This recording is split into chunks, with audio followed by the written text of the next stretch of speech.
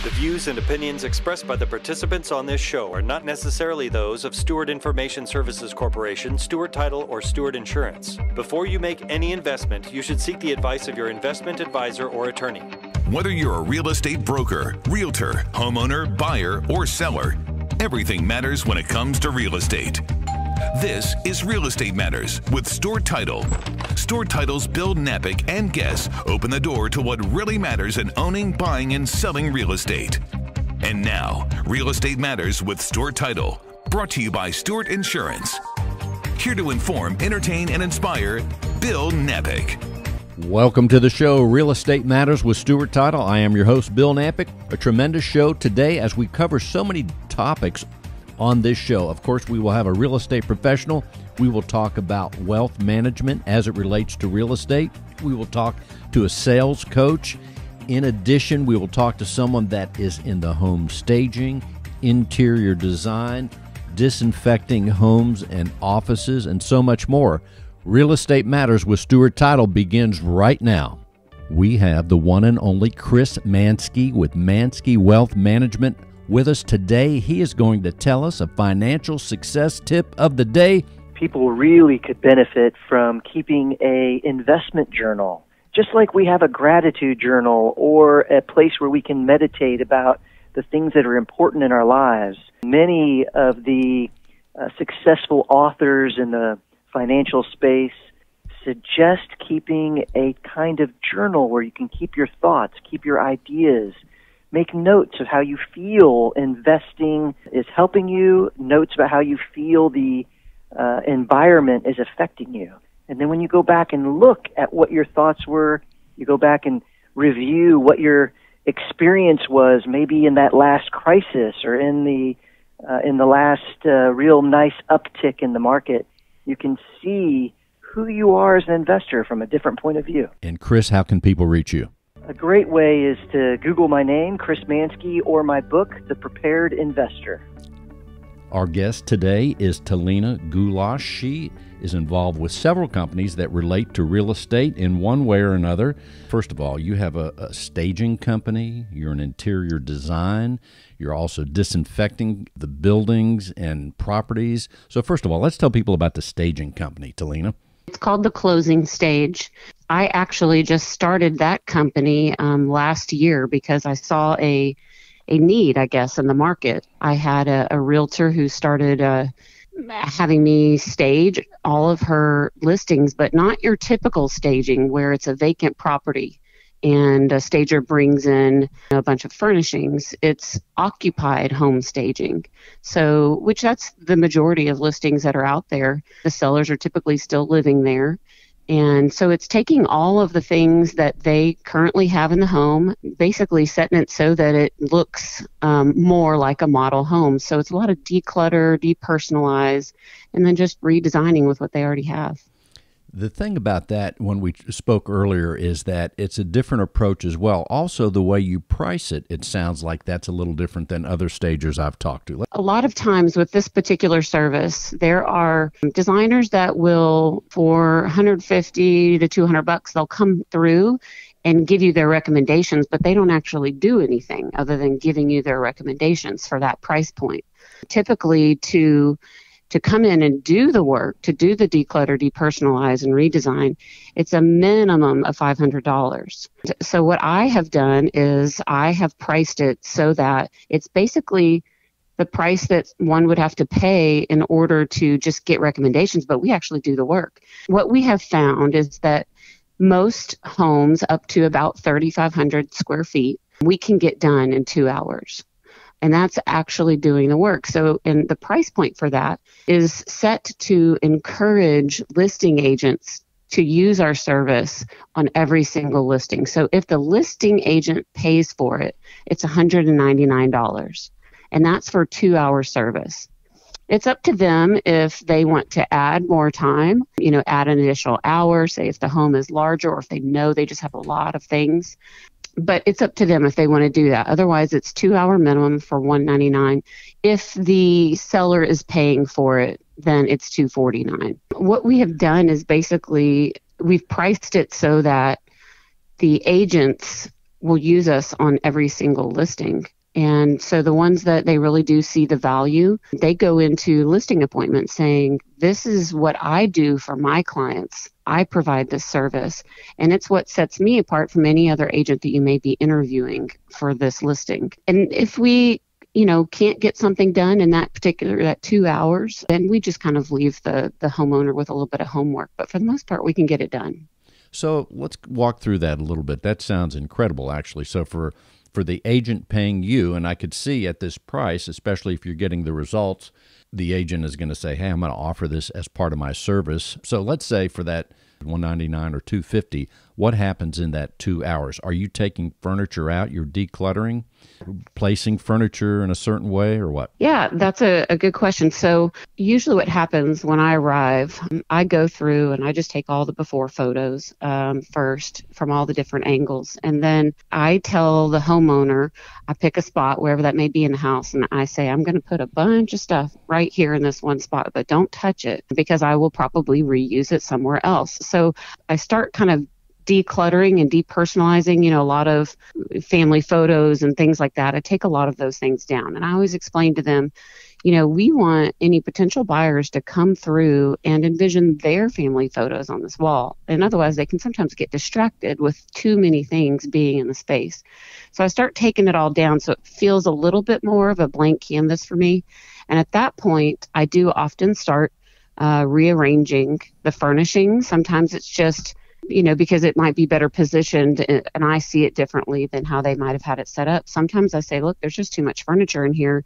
We need to take this, oversized chair or whatever it is and put it out in the garage. If they have a storage unit, they can do that. But otherwise, if they don't, I just say everybody knows what a garage looks like. So we can put anything excess in there. But I want them to really focus on the space when buyers come through. But after I reposition furniture and whatnot, then I start moving the things that I've sort of taken down and putting in one spot. I start moving those items back, and I might use them in different places around the house and just kind of making it look more like a model home. So there's not too many things in the space. What happens is when buyers come through and they see so many different things, it's almost like information overload in their brain.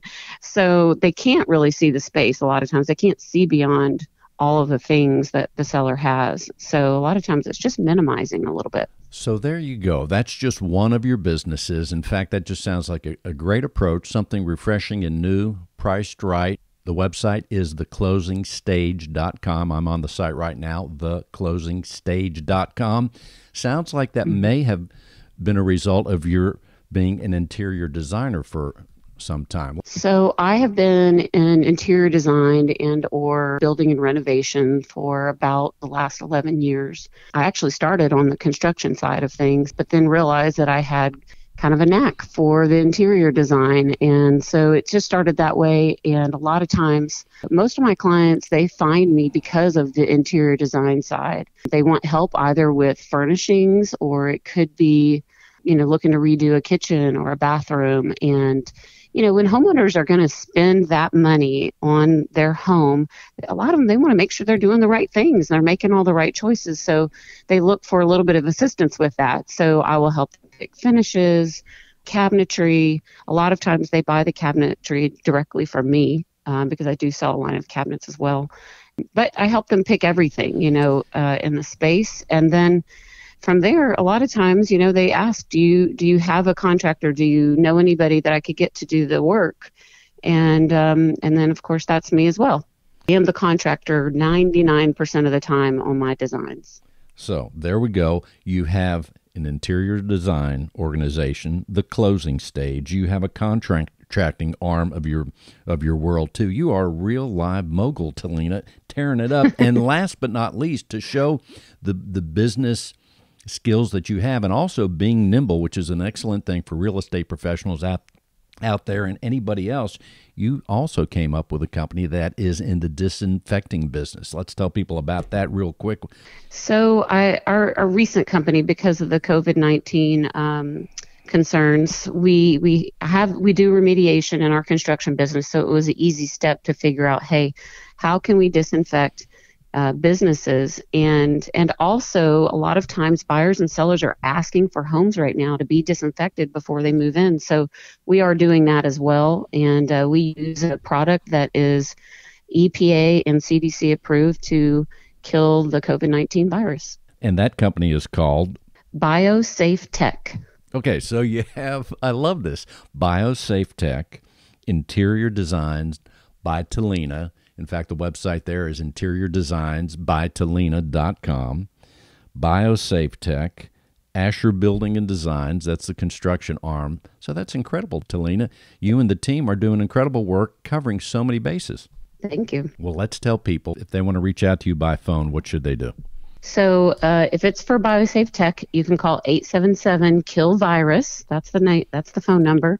Otherwise, you can reach me at 832-262-5379, and that could be for all three other businesses. Let's tell the kill virus number again. That sounds like fun. One more time. That's 877-KILL-VIRUS. All right, people can remember that, or they can call you at 832-262-5379, and certainly Interior Designs by Talina.com and theclosingstage.com. You're there, all the great websites. Talina, before we close out, a last thought? I just hope that some people that have realized that we have plenty of services that we can help them with. If they have anything to do with real estate, I can help you. One quick word on success in balancing so many categories of your business life. How do you do it? Planning.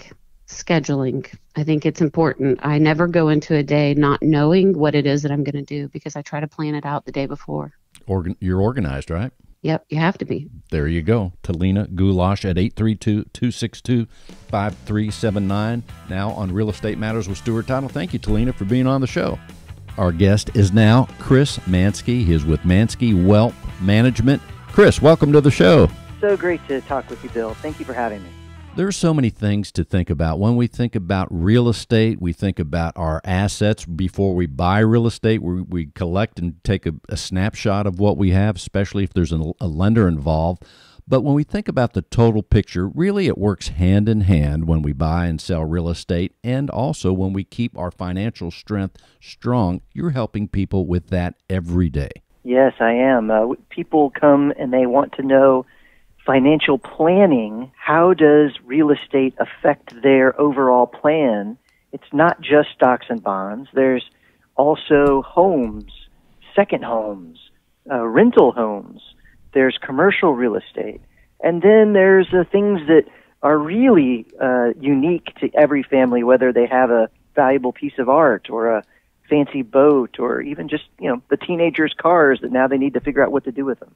In your company, Manske Wealth Management, when you meet someone to talk about their financial goals and put that together, I would think real estate is part of the thing you talk about as far as how much they have. Maybe they have rental properties, maybe not.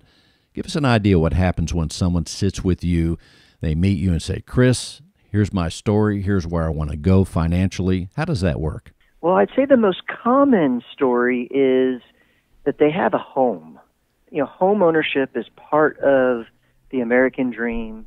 The question usually is, do I keep the home when I retire? Do I sell it and downsize? How do I use this asset to help further my growth of my net worth? Should I have more real estate than just my, primary residence? Those are the kind of questions that usually come up.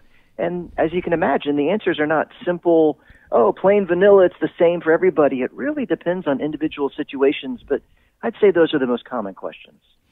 What are some of the other things that we should think about when we think about our total net worth? And certainly there's tax consequences to, I guess, everything financially. So do you help people with those categories as well?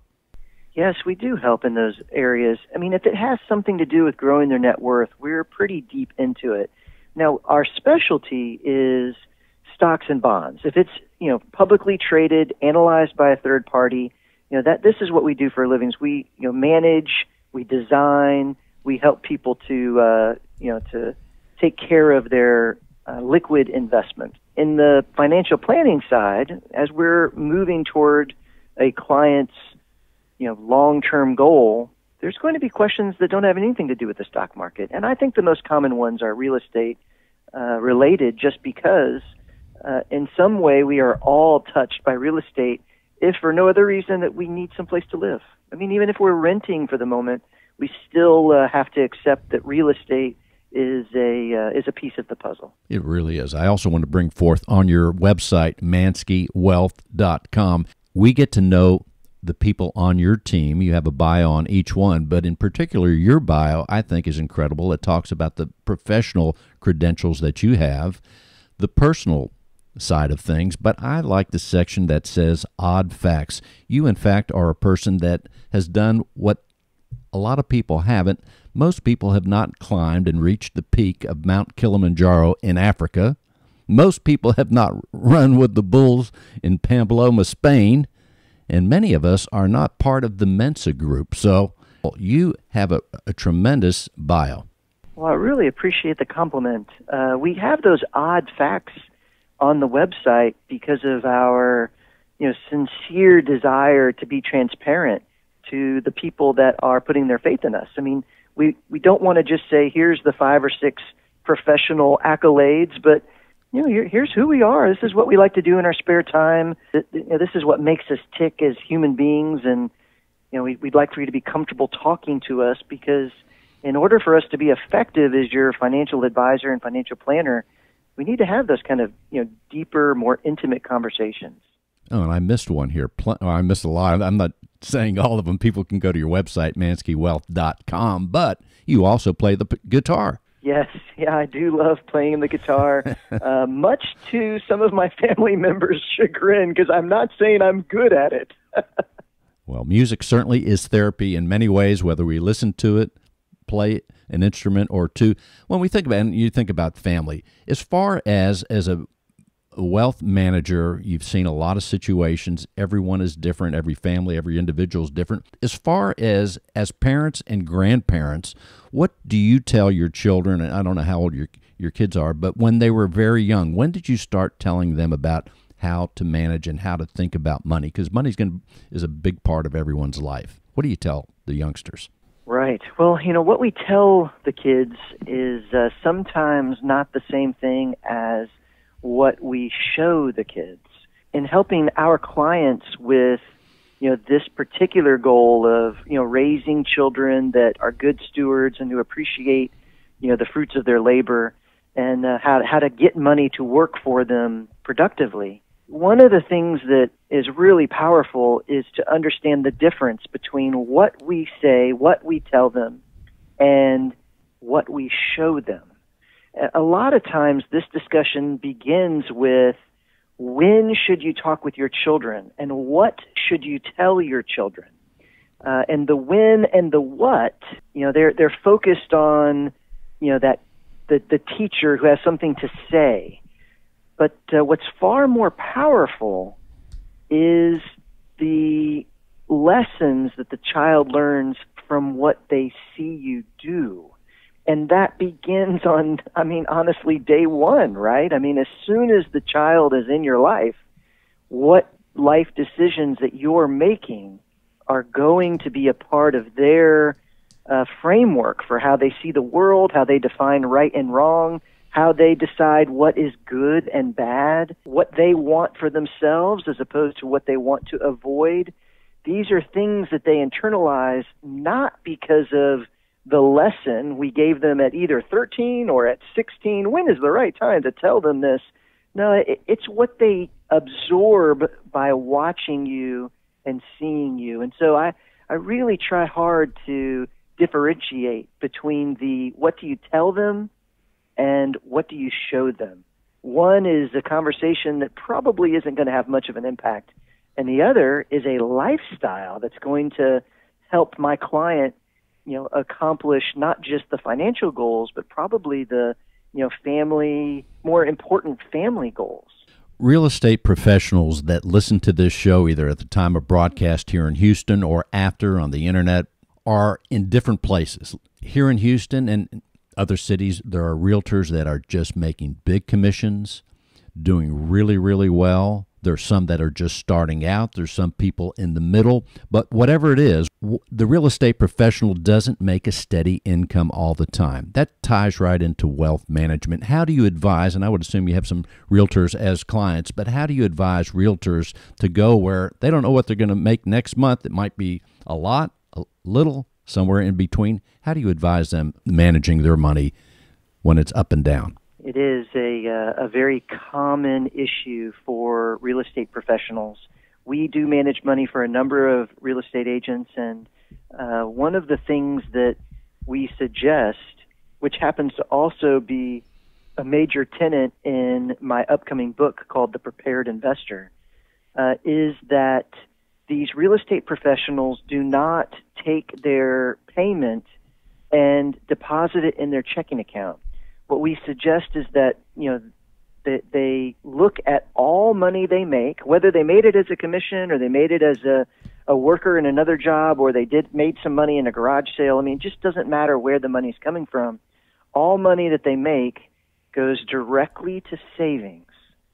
And that then from savings, they have a fixed amount that comes out for them to take care of their lifestyle, so that their checking account does receive a certain stipend, a certain amount every single week, every single month, every single 2 weeks, whatever timeline makes sense to them. It puts them in control of their lifestyle, where before they have to rely on the closing to come up with the income. Now what they're doing is they're relying on their own, hey, how much do I spend each month? Let's make sure that budget is real, that I'm staying within it, and it comes out as a fixed amount. So when you have that big commission, it's a lot harder for that money to kind of fritter away and disappear because it never even got into the checking account. It was immediately put into the savings account. Chris, you mentioned your upcoming book that people can pre-order on Amazon, I guess, and anywhere else, The Prepared Investor. Give us a quick word on that, and let's tell people how we can reach you before we close this segment. Okay, sure. The Prepared Investor is a book that's been compared to Malcolm Gladwell's Outliers. Outliers says that there's another way to look at success that rather than the typical common way, and that is the same format for my book, which is that there's another way to look at investing through crisis. The common phrase we all hear is wait it out. Just be patient, don't make changes, crisis will hit and you need to ride it out. But there is so much more to that than just doing nothing. And this book asks people to look at investing through crisis differently because we can protect and even grow our net worth in the face of crisis. That is correct. In fact, in the title, it has one of my favorite words, that is be prepared. And in fact, the United States Coast Guard, that is their motto, Semper Paratus, always ready, be prepared. Right, Chris? Thumbs up. Be a prepared investor. Reach out to Chris at ManskeWealth.com. And let's give him the phone number, Chris. Sure, it's 713-581-1994. Again, that's 713-581-1994. Thank you so much, Chris Manske. In today's litigious society, it is imperative to have the proper insurance to offset the many risks facing your business, especially if you're a real estate broker. Your errors and omissions and cyber liability insurance can help limit the threat of these risks if you know what to look for. Not sure if your insurance addresses the risks facing your business? Contact Stewart Insurance to be confident your brokerage can withstand these risks. Stewart Insurance, 866-798-2827, stewartinsurance.com. That's stewartinsurance.com or call 866-798-2827. Let's welcome Susan Collins. She is with Douglas Elliman Real Estate right here in Houston, Texas. Susan, welcome to the show. Hi, Bill. How are you? Super awesome. You have a tremendous company. Let's tell people a little bit about Douglas Elliman Real Estate right here in Houston. Well, Douglas Elliman is a real estate company off Kirby, right there, Kirby and San Felipe, and they have been a real estate company for over 100 years. Right now, and doing business in Houston, but also your company has some distinctions that link it to the world in kind of a unique way. Give us a quick word on that. Well, we are linked with Knight Frank, KNIGHT which is the MLS for London, Dubai, Africa, for the European area. So it sounds like another highway for marketing properties, if you will. If we think about the MLS as a highway, we have our HAR MLS right here. Now you have another thing that you're linked to at your company. Correct. As far as the real estate market goes, do you work a certain area, Susan?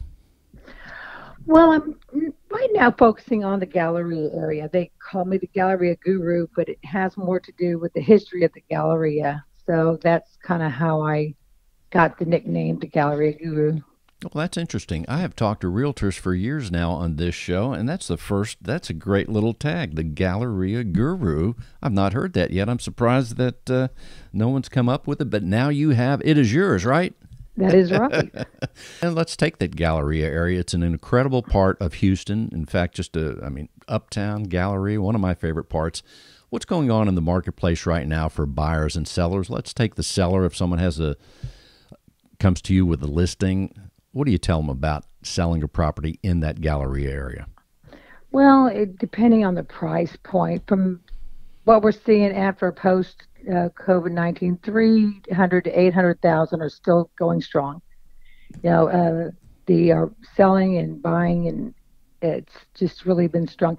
As for a little higher, we're seeing some fluctuations, especially with the condos, and things are popping up everywhere. So again, economics, supply and demand. So I think things are kind of seeing a little bit of a curve over $1 million. And also with the new construction, jumbo loans are getting stricter. So that's kind of putting a damper on the selling of the new construction.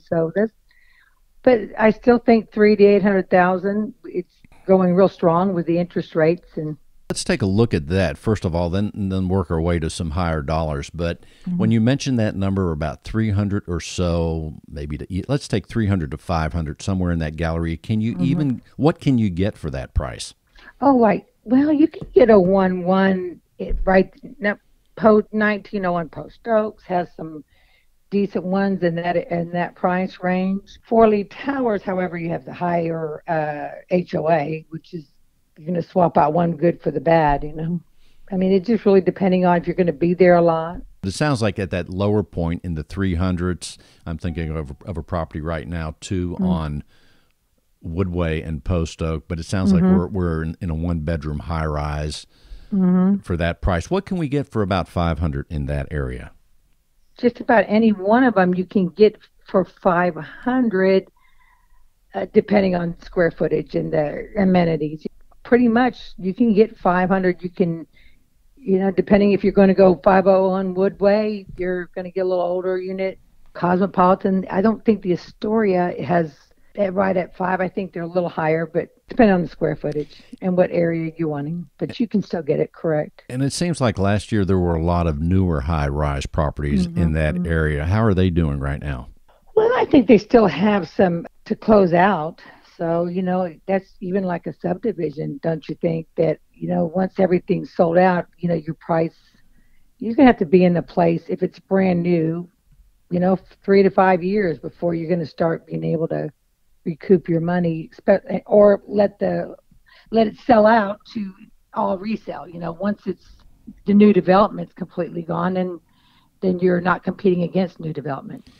So that's but supply and demand for sure. To go to the higher prices now, I mean, certainly for $1 million, $2 million, $3 million, and $5 million and beyond, there's a lot of properties there, Tanglewood and things like that. Correct.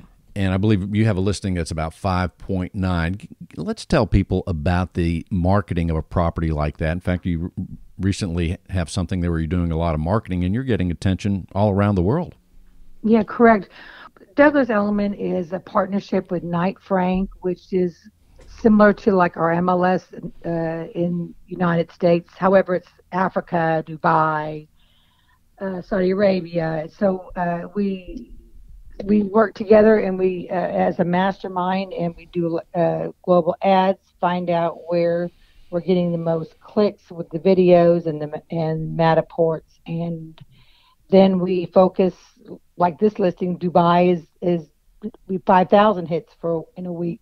And then it was Saudi Arabia next, I think Mexico City next. But anyway, we know where to push more of the marketing. So it's been very interesting. I mean, this is not traditional. This is very strategic technology marketing. So it sounds like taking this listing at 5.9 that you have, it's a luxury listing, so there's a lot of things you're doing at that price point. But in terms of listing it, the mechanics of listing it, and correct me if I'm wrong, certainly you get that listing and you put it on the MLS, har.com, right? But you're saying then within your company you have other outlets that bring worldwide attention. Is that correct? Yes, correct. Knight Frank, which is, we have a partnership with that, which is out of London and Africa, Dubai, Saudi Arabia. $1 million listing New York is Douglas Elliman. So, they do the 1% of the world listings. So sounds pretty interesting. So it is interesting. Point being, you get the product, the home is a product, you get it out there. And as far as interest, just the whole subject of interest from around the world in Houston, Texas. But what's it like right now in some of those places as far as Dubai and Australia and these other countries? How interested have you found them to be in Houston, Texas? Well, for a second home, obviously Dubai, I wouldn't have thought that would be a higher marketing place to put this. But of course, it's showing this. But I do believe the medical center here is going real strong. I know oil and gas is having its downturn, but it seems to always kind of come back around.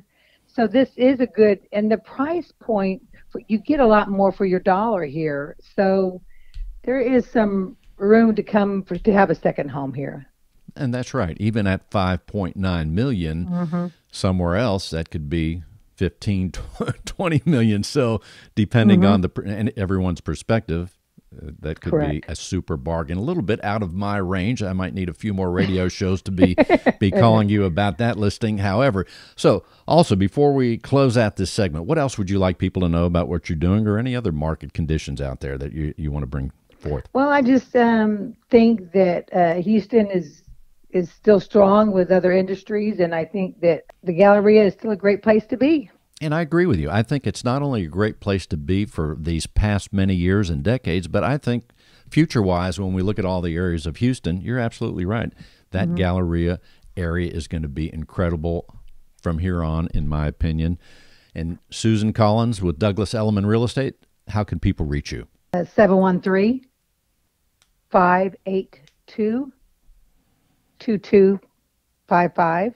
And you have the advantage, Susan, of having a real easy name to remember, Susan Collins, Douglas Elliman. You can call Susan at 713-582-2255. It's that easy, right? Yes, it is. Thank you so much, Susan, for being on the show. All right. Thank you very much.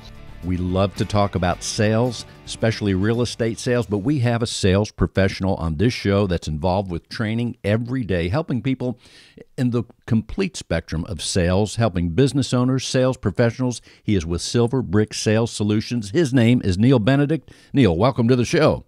Thank you, Bill. It's a pleasure to be here. Sales is kind of an important part of life, and especially if you're a sales professional, it's a big deal, but we need to, like everything else, we need to be trained. Let's tell people about your company and what you do.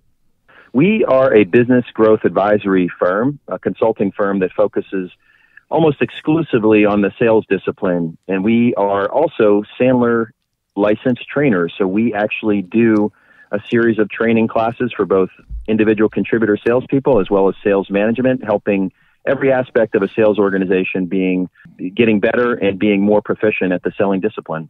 You're helping people, I would say, primarily in Houston, or does your business go beyond Houston? Well, we certainly have worked with clients beyond the Houston and metro area and even beyond the Texas border. So we're fairly flexible. We're being certainly supportive of anyone at this point in time, particularly as a lot of our training has gone virtual and a lot of our actual consulting engagements have gone virtual. So we certainly are open to working with clients wherever they are if they need our help. What are some of the things that people seek you out for? Are there certain challenges that they have or certain needs that they come to you where several people come to you and say, hey, this is a problem, I want to improve this or that? Yeah, a lot of times we work with organizations who believe they're usually doing fairly well. They're not organizations that are failing dramatically. There's nothing significantly broken about organizations we typically work with, but they oftentimes realize that they could be doing better. So they look at areas like sales and they say, you know, how is our team needing to improve in order for us to hit our goals, you know, this year, next year? What do we need to do to be able to get over that hump and get to the next stage of development and next stage of growth? And they look at really three broad areas: the people they have in the organization, the types of processes they use in order to sell effectively, and the various tools that they bring into the organization, both technology and non-technology tools, to be able to continue to focus on making sure they're turning all the dials, pulling all the levers to make sure that that sales organization is one that's not only fit for today, but fit for the future. It sounds like you're helping individuals as well as business owners, sales managers, team leaders, things like that. That's absolutely true. We have a lot of people who are individual salespeople. They either run their own small company, their own small group. They may be focused on financial services. They might be real estate sales professionals, and they come to us, and when they know that they're doing well, but they want to continue to improve. They want to find new tools. They want to find new ways to engage with clients. They want to be able to do things like run a sales cycle much more efficiently. They want to be better at building bonding and rapport with the clients that they meet. And they come and speak to us and learn our system and our process and our program to be able to improve those areas of selling. So again, they're people who, again, feel like they're already doing pretty well, but they want that competitive edge. And oftentimes they'll come to us and say, get me to that next level, and we'll help assess where they are, and we'll put together a plan, and then we'll start to engage and make sure that they're learning the things that they need to learn, again, to be the best that they can be. When we think about the real estate professional, depending, and I don't know the exact number, 30, 40,000 people are licensed to be real estate salespeople here in Houston. And depending on the real estate professionals, some of them are working with companies that have tremendous sales training in-house already, and some don't. But sometimes that individual attention where we want to fine-tune our skills with someone like yourself, that also is important and complements the training that they may or may not already get. Yeah, I would say that's absolutely true. A lot of individuals who have built a foundation in some level of sales training oftentimes need to continue to learn new tools and techniques. The good thing is we're living in a time where, you know, sales information, sales training is readily available. Taking advantage, getting multiple perspectives from different people, looking at different systems and understanding how those systems are complementary to the systems that they're already learning. And then, of course, that aspect of getting that direct individual coaching, running through scenarios, doing role play, being able to explore and engage, you know, very specific sales scenarios with a coach is oftentimes critically important for that person to reach the next level. Tell us how it works. And I seek your help. Walk us through the process of what you offer and perhaps the menu of your offerings. Sure. There's many ways we work with individuals like that. Sometimes we just begin to introduce them and invite them into a public training course. So we have courses running consistently throughout the week and meeting every week that are really designed to walk them through a very specific set of tools and curriculum that's been developed over the last 60 years in our Sandler training program and our Sandler training process. We've trained thousands and thousands of real estate agents, for example, in the Sandler process to be able to understand the different phases of selling, understand how clients buy emotionally, what types of things they consider in their decision-making process, how they determine who they want to work with and what capacity they want to work with them. So we take them through basically a public curriculum that is really very much designed to help them learn the basics of a sales training program to either, again, augment what they've already learned or give them some training for the first time. That's one avenue and approach. A second is we bring them into training and then we become a coach for them at the same time. So we help them not only go through a fixed set of curriculum, but we help them do things like role play, walking through individual sales opportunities, helping to advise and give them advice related to next steps they need to take.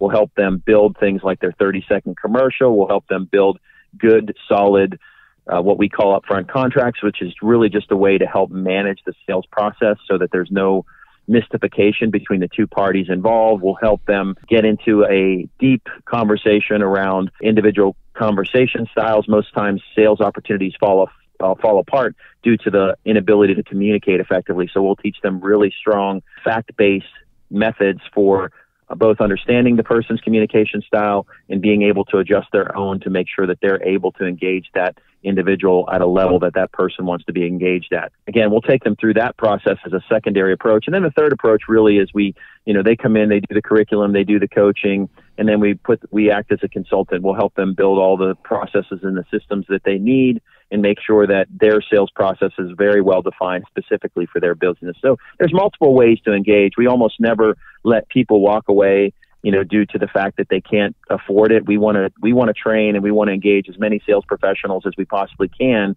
because we're very, very excited about the profession of selling, and we think that everybody can be better and represent the profession very, very well. And that's why we're so keen on working with people in any way that, we can. In fact, I don't know who said this, but I hear it every now and then, and that is, they say, facts tell, stories sell. And that made, when you were talking about it, made me think about the emotion of sales. That's a big aspect of it. In addition, when we think about residential real estate, it's a highly, in many times, not always, but a highly emotional transaction. As we think about families, husbands, wives out there, it can be very emotional. Well, yeah, the main thing I want people to understand is don't assume that, sales training is out of reach. Don't assume that you can't improve your skill set. Don't assume that you can't engage with a professional trainer like myself and be able to do that efficiently and effectively at a cost that you can afford. So my encouragement is really, investigate it, reach out to multiple sales trainers, understand the different methodologies. We're one of the many methodologies out there. And clearly we believe that what we do is somewhat unique from other people. But again, there's a lot of good things out there. There's lots of great books. But so again, if you don't do anything else, go online, search for the top 5 sales books, pull those off, start reading them. But if you're really wanting to investigate how do you take the next step to the next level and be better than all your peers, then you need to engage with a trainer and a coach. And we're happy to have that conversation with you. We may be able to help you, we may not, but it's always worthwhile to have a conversation with us. 281-771-2876. That's 281-771-2876. And Neil, what's the website? The website is silverbricksolutions with an S.Sandler, SANDLER.com. Real Estate Matters would not be possible without our partner, Stewart Insurance. With a focus in real estate and a special focus on real estate brokers, Stewart Insurance creates insurance plans to address the risks facing our industry today. They invest a significant amount of time helping real estate broker owners offset and manage their risk. And today, once again, one of the highlights of the show every week, John Bramlett. John, welcome to the show. Bill, so much of a pleasure to be with you. Thanks for having me. You know, what's interesting, since we started this, people may not have enjoyed insurance until we started doing this show. Now I think it's one of their favorite topics. I hear it all over town. Oh, I do too. Well, you always bring forth important things because insurance is a super important part of our life, whether we like it or not. Well, last week, Bill, we were mentioning the fact that as of June 1, hurricane season has begun, and that it's important to think about your flood insurance. And if you have it, to make sure that you're comfortable with the coverage. And if you don't, to have a conversation with your insurance advisor on what might be the proper coverage for you. We spent a bit of time discussing some resources that would help our audience better understand flood insurance and better understand the floodplains and all in the greater Houston area. Today, I'd like to talk a little bit more about the flood insurance policy and what's included, what's not included, just some additional nuts and bolts, if you will, about flood insurance. That's right, because like any kind of insurance, there's things that are there and things that are not. We need to know about that.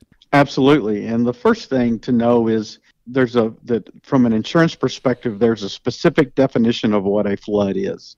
And that's the first thing that I think is important to know. So from an insurance perspective, the definition of flooding is rising water It's a partial or complete inundation of two or more adjacent properties or acres that normally don't flood, that are normally dry.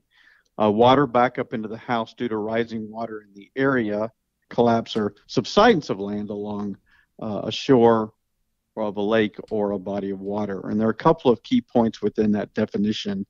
One, it's a partial or complete inundation of two or more adjacent properties or acres that normally are dry. So there are adjacent properties that are normally dry. There's a backup due to rising water. It's not a backup due to a burst pipe. That would be something that would potentially be covered by your homeowner's insurance. So those are really the first keys, is understanding what that definition of flooding is. And then take a look at, where do we get flood insurance from, or who provides flood insurance? So there's a couple of resources to take a look at. The National Flood Insurance Program, people have heard, I'm sure, NFIP, that's part of FEMA, the Federal Insurance and Mitigation Administration. So they issue flood insurance. So you can go to the National Flood Insurance Program's website and purchase flood insurance from them. You can also purchase flood insurance in what's known as a Write Your Own program, or a WYO. And this is set up, it's the same coverage, it's the same, in a sense, paper that you get from the NFIP. All they've done is allowed some insurance companies to offer that, so it's just a convenience. Instead of going to the NFIP site, you can go to your own insurance company and they may be able to help you out. The newest avenue would be what's called the private market, and this is something that's come into vogue over the last several years, and private insurance companies have come in and have started offering flood insurance. So it's important to have to take the time to visit with your insurance advisor to understand what your coverage provides and doesn't provide. If you don't have coverage, maybe some guidance on whether to go directly to NFIP or potentially a Write Your Own or a private resource. I think next, the thing that's important to understand is what typically is included in flood insurance. And they break it out into two forms, structure and personal property. So from a structure perspective, liability limit is $250,000. From a personal property perspective, the liability limit is $100,000. So from a structure, you're looking at things like a building and foundation, electrical and plumbing, AC, furnace, and water heaters, but that does not include a window unit for your AC, refrigerators, stoves, dishwashers, carpeting, paneling, wallboard, built-ins, detached garages, and that's up to 10% of the building property coverage. So think about that. So if you have coverage for your detached garage, that coverage is up to 10%, so that could be as high as, or no more than $25,000. So if you have some things within your garage that are irreplaceable or high-end, that you might look at some additional coverage. The replacement cost for principal single-family residence, and then the increased cost of compliance. So it'll help you with some of the costs if you have to do some things to make your home compliant with local or state regulations, like increasing the elevation, relocation, maybe a demolition. From the personal property perspective, clothing, furniture, and electronics, washers and dryers, freezers, some valuable items, but generally the coverage is only up to $2,500. So again, that's important if you've got some collectibles or antiques that you visit with your insurance advisor to determine what's the best way to cover those. The general contents in the home that are not real property, but on the personal property, it's important to understand that it's actual cash value coverage. And what that means is the replacement cost minus the depreciation. So if you have a $10,000 couch that you bought 20 years ago, it's going to be that $10,000 cost minus whatever that depreciation is, and that's going to be the actual cash value or what that replacement cost would be. So that's important to know. And then I think the last thing to really kind of cover today, Bill, would be what's not covered by flood insurance, which is equally as important as what is covered. So living expenses such as temporary housing, if you have to leave your home because of a flood, your living expenses are not covered. Detached buildings other than your garage, that's going to require a separate building property policy. So if you have a work shed in your backyard, you're going to need separate coverage for that. Any avoidable moisture, mildew, or mold. So if your home is flooded, the insurance company and the insurance adjuster are going to look to make sure you've done everything you possibly can to avoid any moisture damage, mildew damage, or mold damage. Have you run the air conditioner? Do you have fans working? Have you dried everything off? Have you sprayed things with ammonia? Those kinds of tasks. Trees, plants, wells, septic systems, walks, decks, patios, fences, hot tubs, and swimming pools aren't covered. Any financial losses due to loss of rent is not covered. So if you have an apartment over your garage that you rent out and it's damaged by flood, or you have a rental home that's damaged by flood and you've lost that rent income, that's not covered. And then, as we talked a minute ago, water damages, other than the rising water damage, is not covered by your flood insurance. So many things to know, and you mentioned the types of flood insurance that are available to people. Well, yeah, so there's really two. There's just a couple of options. So there's the NFIP coverage, which they can get directly through NFIP. They can go through us to get that coverage, or there's a Write Your Own, where some of the insurance partners will have the actual NFIP paper, that contract. It's just more convenient to go through your own insurance partner, and we can help them with that. And then the other option of the private sector, we can also help with that. They can give us a call at 866-798-2827.